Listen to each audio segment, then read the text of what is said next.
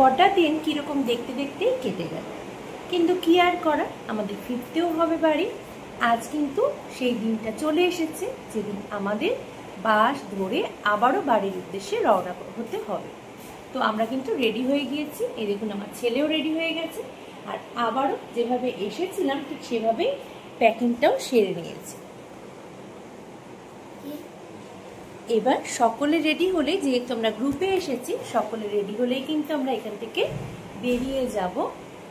আমাদের যাত্রাপথ কীরকম কি হচ্ছে সবটা শেয়ার করবো আপনাদের সাথে।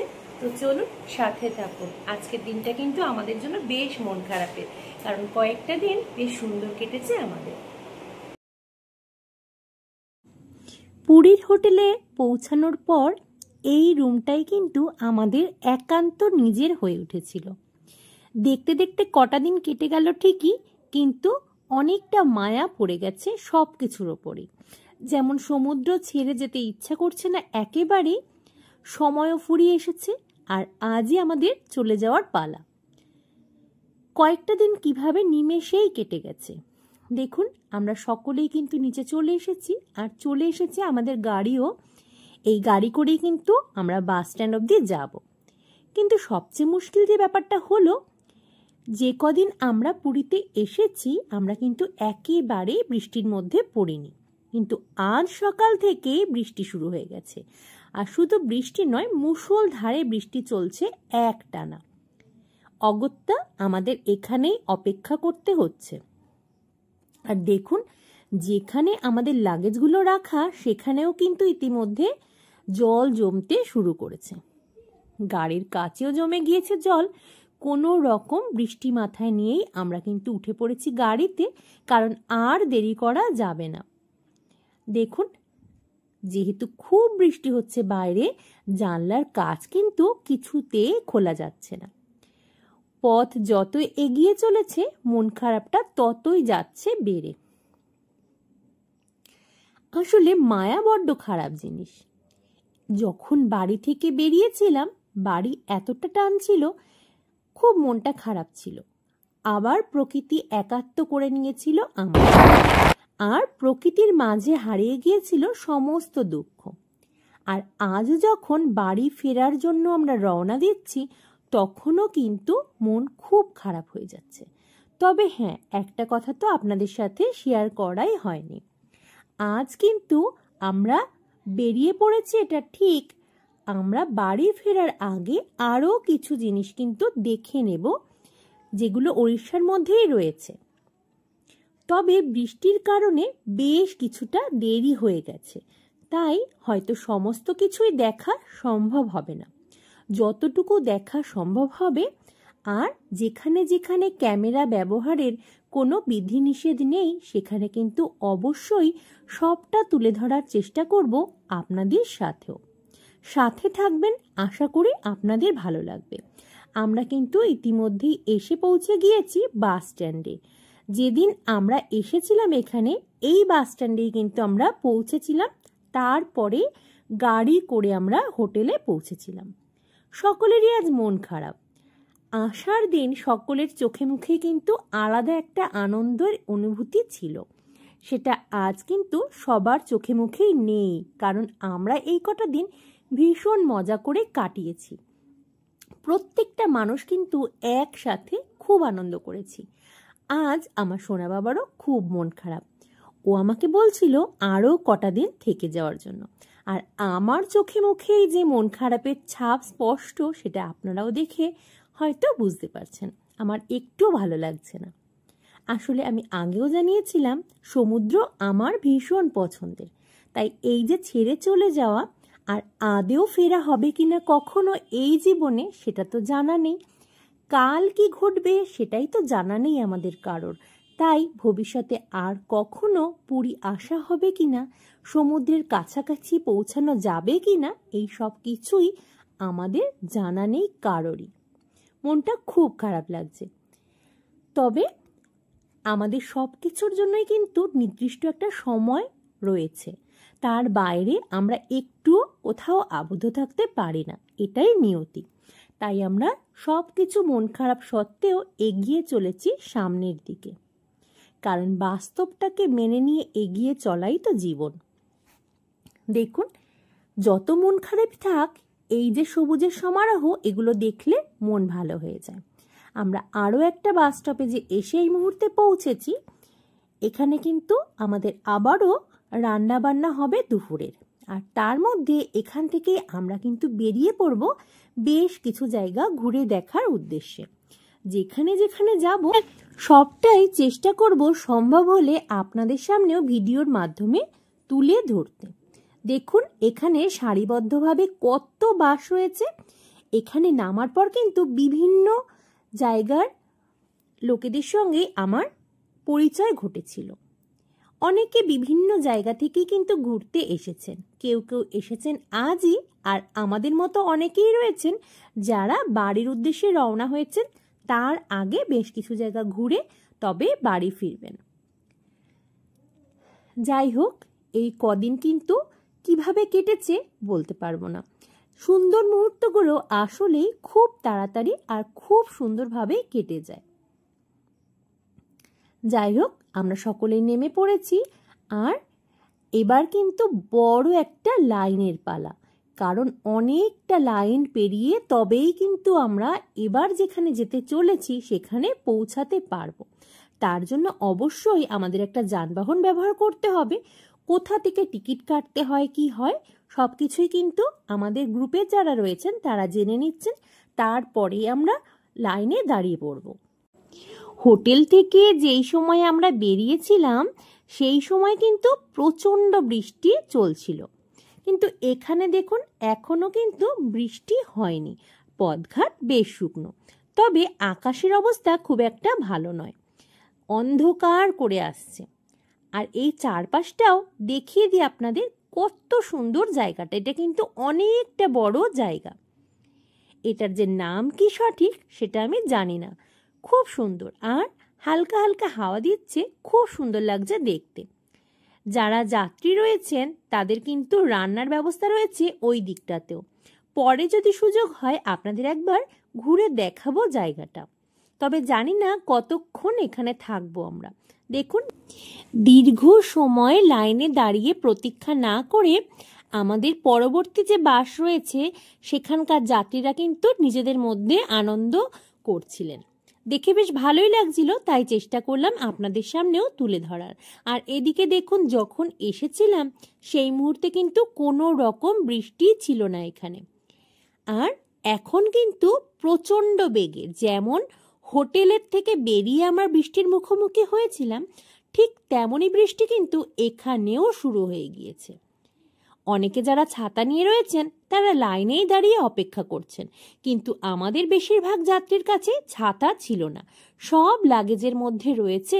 সেই কারণে আমরা অপেক্ষা করছিলাম ওই শেডটার নিচে। এবার দেখুন আমাদের পালা, আমরা গাড়িতে উঠে পড়েছি এবং আমরা কোথায় যাচ্ছি চলুন দেখাবো আপনাদের। তার আগে আপনাদের দেখাই আশেপাশের দৃশ্যটা, এত সুন্দর লাগছে। আর আমরা যে গাড়িতে উঠেছিলাম সেই গাড়িটা কিন্তু ছিল বেশ ফাঁকা ফাঁকা। দেখুন, ওয়েদারটাও কিন্তু বৃষ্টির, আর হাওয়াও বইছে, খুব বেশ ভালো লাগছে।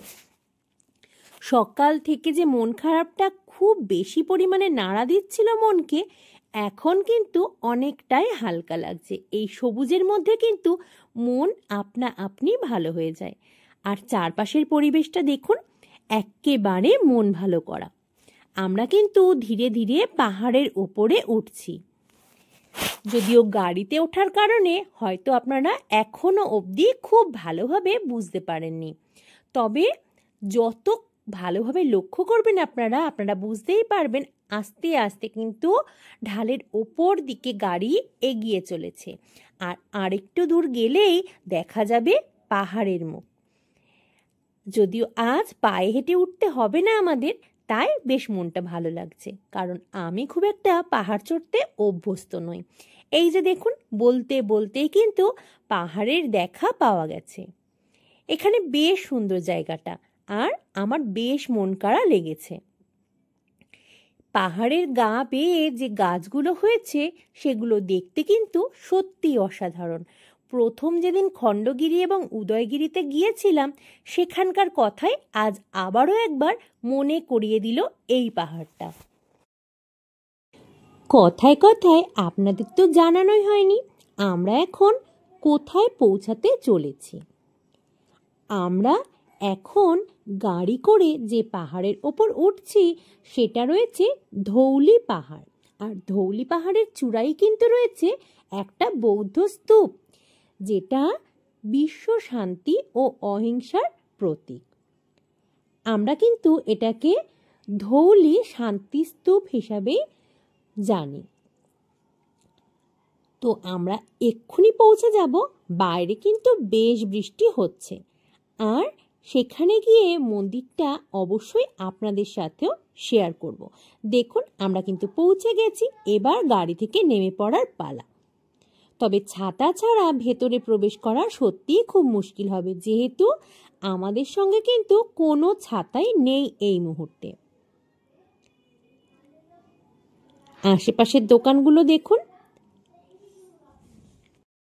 আমরা যেমন এখন এসে পৌঁছাচ্ছি তেমনই কিন্তু অনেকের দেখা শেষে ফেরার পালা। আর দেখুন এখানে কিন্তু লাইনও রয়েছে যথেষ্ট। আর এখানে জানেন তো একটা নিয়ম বেশ সুন্দর, ওখান থেকে আসার সময় অর্থাৎ এই পাহাড়ের ওপর পৌঁছানোর সময় একবার মাত্র টিকিট কাটতে হবে আপনাদের, আর ফেরার সময় কোনো টিকিট ছাড়াই কিন্তু আপনারা যেখান থেকে উঠেছিলেন সেখানে পৌঁছে দেওয়া হবে আপনাদের। নিয়মটা বেশ সুন্দর, তাই না? তো যাই হোক, আমরা এসেই গিয়েছি, এবার নেমে যাব। আর সবার আগে দেখব আশেপাশে কোথাও ছাতা বিক্রি হচ্ছে কিনা, না হলে আমাদের ভেতরে যেতে বেশ অসুবিধা হবে। আশা করি ভিডিওর মাধ্যমে যারা দেখছেন তারা বুঝেই গিয়েছেন এখনো কিন্তু এখানে বেশ ভালোই বৃষ্টি হচ্ছে। দেখুন আমরা নেমেও গিয়েছি। গাড়ি থেকে নেমেই সবচেয়ে মজাদার যে বিষয়টা হয়েছে, আমাদের কাছে তো ছাতা ছিল না, আমি জানিয়ে দিয়েছিলাম। এখানে কিন্তু দোকানে ছাতা ভাড়াও পাওয়া যায়, সেখান থেকে আমরা কিন্তু একটা ভাড়া ছাতা নিয়ে নিয়েছি। এবার চলুন ভেতরে যাই আর দেখে নিই আমরা কি কি দেখতে পাই। যেহেতু এখানে সারা বছরই মানুষজনের ভিড় থাকে প্রচণ্ড, তাই পাহাড়ের এত উঁচুতেও কিন্তু খুব সুন্দরভাবে দোকান করে উঠেছে। দেখুন এখানে কি না পাওয়া যায়। এখানে কিন্তু খাওয়ার জিনিসের পাশাপাশি বাচ্চাদের খেলনা, চশমা সমস্ত কিছুই পাওয়া যায়। এবার আমরা কিন্তু পৌঁছে গিয়েছি, চলুন এবার সবটা দেখিয়ে দেব আপনাদেরও। এই যে ধৌলি শান্তি স্তূপ, এর কিন্তু একটা ঐতিহাসিক পটভূমি রয়েছে। কি সেটা বলি আপনাদের। এই ধৌলি পাহাড়ে খ্রিস্টপূর্ব 261 অব্দে সম্রাট অশোকের সাথে কলিঙ্গ রাজ্যের ঐতিহাসিক ও রক্তক্ষয়ী কলিঙ্গ যুদ্ধ আমরা ইতিহাসের পাতায় অনেকবারই পড়েছি, সেটাই কিন্তু এখানেই ঘটেছিল। আর এই যুদ্ধে প্রায় 1,00,000-এরও বেশি মানুষ মারা গিয়েছিলেন, যা দেখে সম্রাট অশোক কিন্তু খুবই মানসিকভাবে অনুশোচনায় পড়ে গিয়েছিলেন এবং এরপরেই তিনি যুদ্ধ ত্যাগ করে শান্তি এবং অহিংসার পথই বেছে নেন এবং সেই সম্রাট অশোক গ্রহণ করেন বৌদ্ধ ধর্ম। ইতিহাসে এই যে ঘটনা তাকে চণ্ডাশোক থেকে ধর্মাশোকে পরিণত করেছিল। এই যে পাহাড়, এই পাহাড়ের নিচে কিন্তু এখনো অবধি সম্রাট অশোকের সেই সময়ের যে সমস্ত শিলালিপি সেগুলো কিন্তু রয়েছে। এই যে আধুনিক শান্তিস্তূপটি, এটি কিন্তু মূলত কলিঙ্গ যুদ্ধের সেই ঐতিহাসিক স্থানেই শান্তি এবং মৈত্রীর বার্তা ছড়িয়ে দেওয়ার জন্যই তৈরি করা হয়েছিল। এটা মোটামুটি 1970 সাল থেকে 72 সালে জাপানি বৌদ্ধ সংস্থা নিপ্পন জান মায়োহোজি এবং ওড়িশা সরকারের যৌথ উদ্যোগে তৈরি করা হয়েছে। চলুন এবার ওপরে যাওয়া যাক। অনেকটা সিঁড়ি বেয়ে ওপরে উঠতে হবে এখন, আর গিয়ে সামনে থেকে দেখিয়ে দেব সবটা। এই যে ধৌলি শান্তিস্তূপ, তার কথা তো বললাম, এবার ওপর থেকে দেখিয়ে দেব চলুন স্বয়ং বুদ্ধ ভগবানের মূর্তি কিভাবে রয়েছে সমগ্র জায়গাটি জুড়ে। এই যে স্তূপটি, তার গায়ে কিন্তু খোদাই করে ভগবান বুদ্ধের জীবনের বিভিন্ন গুরুত্বপূর্ণ ঘটনায় তুলে ধরা হয়েছে, যেমন তার জন্ম, জ্ঞান লাভ, প্রথম উপদেশ, সমস্তটা। আর সম্রাট অশোকের জীবন পরিবর্তনের ছবিও কিন্তু ফুটিয়ে তোলা হয়েছে এখানে। এই যে সম্পূর্ণ স্তূপটা, সেটাকে আমি ঘুরে দেখালেই আপনারা প্রত্যেকেই বুঝতে পারবেন এই সম্পূর্ণ স্তূপটার গায়ে কিন্তু মোট 4টে পাথরের খোদাই করা ভগবান বুদ্ধের মূর্তি রয়েছে। এই যে স্তূপটা আপনাদের দেখাচ্ছি এই মুহূর্তে, এটা শান্তি প্যাগোডা নামে পরিচিত। এই শান্তি প্যাগোডা বৌদ্ধদের একটি স্মৃতিস্তম্ভ, যা বিশ্ব শান্তি বা অহিংসার প্রতীক হিসাবে কিন্তু নির্মাণ করা হয়েছে। আমার যতটুকু জানা ছিল সেটুকু তো জানালাম, আর যা কিছু বললাম সেটা কিন্তু দেখিয়েও দিলাম। এবার দেখুন ওপর থেকে চারপাশের ভিউটা কত সুন্দর। বাড়িঘরগুলোকে দেখাচ্ছে একেবারে ছোট্ট ছোট্ট, আর ওই যে সবুজের সমারোহ, যেখানে আমি কিন্তু বারবার আটকে যাই। খুব সুন্দর লাগছিল স্বচক্ষে দেখতে, যদিও আপনাদের তো সেভাবে দেখাতে পারলাম না, তাই ভিডিওর মাধ্যমেই চেষ্টা করলাম সবটা সৌন্দর্য তুলে ধরতে। আর দেখুন এই যে সিংহের মূর্তিগুলো রয়েছে, সেগুলোও কিন্তু সামনে থেকে অপূর্ব সুন্দর, আর কালার কিন্তু রয়েছে গোল্ডেন কালারের। সামনে থেকে একবার দেখিয়ে দেব সম্পূর্ণ ছবিটা, যাতে আপনারা খুব সুন্দরভাবে বুঝতে পারেন এই যে স্থাপত্যটা সেটা কতটা সুন্দর। আর সম্পূর্ণ সাদা হওয়াতে খুব সুন্দর লাগছে কিন্তু সম্পূর্ণ স্থাপত্যটা দেখতে। খুবই সুন্দর, কাছ থেকে এবং দূর থেকে দুটোই কিন্তু অপূর্ব লাগছে। আজ সকাল থেকেই প্রচণ্ড বৃষ্টি হচ্ছে, যদিও বৃষ্টির গতি এখন বেশ খানিকটাই কমেছে, তবুও হালকা ঝিরিঝিরি বৃষ্টি কিন্তু হতেই আছে। আর দেখুন মেঘলা ওয়েদারেও এই জায়গাটা কতটা সুন্দর লাগছে। আর যদি অন্যান্য দিনের মতো ঝলমলে ওয়েদার থাকতো, তাহলে বলুন তো আরও কত বেশি সুন্দর লাগতো দেখতে। যাই হোক, মেঘলা ওয়েদারের জন্য কিন্তু সৌন্দর্য এতটুকু কম মনে হচ্ছে না। আমি কিন্তু ছবির মাধ্যমেও তুলে ধরার চেষ্টা করলাম সম্পূর্ণ স্থাপত্যটা। এবার আমরা এগিয়ে চলেছি, আর সামনে গিয়ে দেখব আর কি কি দেখতে পাই। এখানে দেখুন এতটা উঁচুতে হলেও কিন্তু প্রচুর দোকান রয়েছে আশেপাশে। এই যে ধৌলি শান্তি স্তূপ, এখানে আসার পর আমরা কিন্তু পাহাড়টাকে সেভাবে অনুভব করতে পারিনি, কিন্তু এখন যখন এগিয়ে চলেছি দেখুন পাহাড় কিভাবে আমাদের চোখের সামনে প্রকট হয়ে উঠেছে। চলুন আরও একটু এগিয়ে যাওয়া যাক, আর ওপরে গিয়েই কিন্তু আমাদের জন্য আরও একটা সুন্দর জিনিস অপেক্ষা করছে। আশা করি সকলেরই মন ভালো হয়ে যাবে। দোকানগুলোকে পার করে যেহেতু এগিয়ে চলেছি, সেগুলোও কিন্তু তুলে ধরলাম আপনাদের সামনে। আর এখানে এসেও কিন্তু খুব সুন্দর ধবল শুভ্র একটা মন্দিরের দেখা পেয়েছি, যেটা রয়েছে ধবলেশ্বর মন্দির। এই মন্দির সম্পর্কে যা জানি সেটা আপনাদের সাথেও আজ শেয়ার করব। এই মুহূর্তে আপনারা যে মন্দিরটি দর্শন করছেন সেটি রয়েছে ধবলেশ্বর মন্দির। এটি কিন্তু একটা শিব মন্দির, আর এখনো কিন্তু এখানে যেহেতু পুজো অর্চনা করা হয়ে থাকে, তাই এটিকে জীবন্ত মন্দির বলা হয়। এই মন্দিরটা সম্ভবত 1400 শতাব্দীর এবং গঙ্গা রাজবংশের সময়কালে নির্মাণ করা হয়েছিল। এই যে ধবলেশ্বর মন্দিরটি, এটা কিন্তু ধৌলি পাহাড়ের একেবারে শীর্ষে অবস্থিত, আর নিচে দিয়ে বয়ে গেছে দয়া নদী। এই যে ধৌলি পাহাড়, সেটা কিন্তু কলিঙ্গ যুদ্ধ এবং সম্রাট অশোকের বৌদ্ধ ধর্ম গ্রহণের জন্যই বিশেষভাবে বিখ্যাত। আর এই যে শিব মন্দিরটি, এটা কিন্তু প্রাচীন এবং মধ্যযুগীয় সময়ের পরবর্তী সময়ে কিন্তু গড়ে উঠেছিল। এই মন্দিরটার কিন্তু ঐতিহাসিক গুরুত্বও রয়েছে। আগে যে শান্তিস্তূপটি আপনাদের দেখালাম, যেটা ধৌলি শান্তিস্তূপ হিসাবে সকলের কাছে পরিচিত, সেটা যেমন বৌদ্ধ ধর্মের অহিংসা এবং শান্তির প্রতীক হিসাবে গড়ে উঠেছে, তেমনি কিন্তু এই যে শিব মন্দিরটা, এটা কিন্তু হিন্দু ধর্মের পবিত্রতাকে বহন করে চলেছে। তাই এখানে হিন্দু এবং বৌদ্ধ সকলের কাছেই কিন্তু সমান আকর্ষণের কেন্দ্রবিন্দু হয়ে উঠেছে এই যে স্থানটি।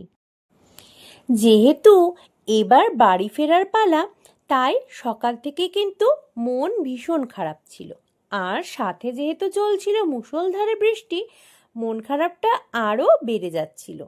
কিন্তু যখনই এইসব সুন্দর সুন্দর স্থাপত্যগুলো চোখের সামনে ভেসে উঠছে, তখনই কিন্তু মন আপনিই ভালো হয়ে গেল। আর ভালো হয়ে যাচ্ছে এই সবটুকু সৌন্দর্য আপনাদের সাথেও তুলে ধরতে পেরে। আমরা কিন্তু এই সম্পূর্ণ মন্দিরটাই ঘুরে নিয়েছি, আর এখানে দেখুন খুব সুন্দরভাবেই কিন্তু পুজো অর্চনাও চলছিল, কিন্তু ভিড়ও রয়েছে যথেষ্ট, তাই আর খুব কাছে যাওয়া সম্ভব হয়নি। আমি দূর থেকেই ভিডিওর মাধ্যমে যতটুকু তুলে ধরা সম্ভব আমি চেষ্টা করছি আপনাদের চোখের সামনেও ঠিক ততটুকুই তুলে ধরতে। আশা করি আপনারা দেখে বুঝতে পারছেন। এবার দেখুন, আরও একবার আপনাদের দেখিয়ে দিই, এই যে ধবলেশ্বর মন্দির, তার ঠিক সামনে থেকে বাইরের বা চারপাশের দৃশ্যটা ঠিক কিরকম দেখায়। যেহেতু আজ সকাল থেকেই বারংবার বৃষ্টি হচ্ছে, ওয়েদারটা রয়েছে বেশ মেঘলা, তাই একটু কুয়াশাচ্ছন্ন দেখাচ্ছে চতুর্দিকটা। আর মন্দিরটা রয়েছে সামনে থেকে ঠিক এই রকম। ভিড় রয়েছে যে প্রচণ্ড, সেটা তো আপনারা দেখেই বুঝতে পারছেন। আমাদের সহযাত্রীরা প্রায় প্রত্যেকেই এখানে বেড়াতে এসেছিলেন একসাথে, কিন্তু দুঃখের বিষয় হলো আমরা এখানে আসার পর সব দেখতে দেখতে এতটাই মশগুল হয়ে পড়েছি, বাকিদের কিন্তু ফেলেছি হারিয়ে। এখন এই মন্দির দর্শন করার পর নিচে যখন নেমে যাব, তখন গিয়ে খুঁজতে হবে সকলকেই, আর খুঁজে না পেলে অগত্যা যেখানে আমাদের বাস রয়েছে সেখানে গিয়ে হয়তোবা দেখা হবে। দেখা যাক নিচে নামার পর আদেও কারোর সাথে দেখা হয় কিনা। দেখুন এই যে স্থানটি, এখানে কিন্তু অনেকেই মানত পূরণের জন্য বিভিন্ন ধাগা বেঁধে দিয়ে যান, আর এখানেও কিন্তু পূজার্চনা যথেষ্টভাবেই হয়, সেটা আপনারা দেখেই বুঝতে পারছেন। যেহেতু বৃষ্টি চলছে একটানা, পথঘাট হয়ে গিয়েছে কিন্তু বেশ কিছুটা পিচ্ছিল। যাই হোক, ধীরে ধীরে এগিয়ে যাচ্ছি আর ছেড়ে যাচ্ছি এই সমস্ত কিছুকে, আর স্মৃতি হিসাবে নিয়ে যাচ্ছি মুঠোফোনে বন্দি করে। খুব মন খারাপ হচ্ছে আরও একবার। পুরীতে আসার দিন থেকে এখনো অবধি যা কিছু ভালো আমি দেখেছি বা অনুভব করেছি, সবটুকু সৌন্দর্যই কিন্তু চেষ্টা করলাম আপনাদের সঙ্গে শেয়ার করতে, যাতে আপনারা যারা বাড়ি বসে ভিডিওর মাধ্যমে দেখছেন তাদেরও বেশ লাগে। আপনারা অনেকেই হয়তো এসেছেন এখানে, আর এই যে ছবির মাধ্যমে বা ভিডিওর মাধ্যমে আপনারা আরও একবার দেখছেন, তাতে আপনাদের তৈরি হওয়া স্মৃতিগুলো আরও একবার ঝালিয়ে নিতে পারবেন আশা করি। দেখিয়ে দিলাম। এমন একটা মন খারাপ হচ্ছে বারংবার, কিছুতেই সামনে এগোতে ইচ্ছে করছে না, কিন্তু ফিরতে তো হবেই, আমাদের সময় প্রায় শেষ। এবার এখান থেকে বেরিয়ে যাবার পালা। তো যাই হোক, যেই পথে এসেছিলাম আবার সেই পথেই কিন্তু ফিরে যাব, আর যেরকম গাড়িতে এই অবধি পৌঁছেছিলাম ঠিক সেভাবেই কিন্তু আবারও পৌঁছে যাব যেখানে আমাদের জন্য আমাদের গাড়ি অপেক্ষা করছে। তো আজ ভিডিওটা এখানেই শেষ করব। দেখা হবে পরবর্তী কোনো ভিডিওতে। যারা মৌসুমীজ ওয়ার্ল্ডকে এখনো সাবস্ক্রাইব করেননি, আমি সকলকে অনুরোধ করব সাবস্ক্রাইব করে পাশে থাকার জন্য, আর অবশ্যই কিন্তু অল নোটিফিকেশনটা অন করে দেবেন, যাতে নতুন কোনো ভিডিও আপলোড করলেই আর তার নোটিফিকেশন আপনারা সহজেই পেয়ে যেতে পারেন। আমার ভিডিও ভালো লাগলে লাইক কমেন্ট করতে কিন্তু অবশ্যই কৃপণতা করবেন না। তো আজ তবে এই পর্যন্তই, আবারও দেখা হবে নতুন কোনো ভিডিও নিয়ে খুব তাড়াতাড়ি। সকলে খুব ভালো থাকবেন, সুস্থ থাকবেন এবং অবশ্যই কিন্তু সাথে থাকবেন মৌসুমীজ ওয়ার্ল্ডের।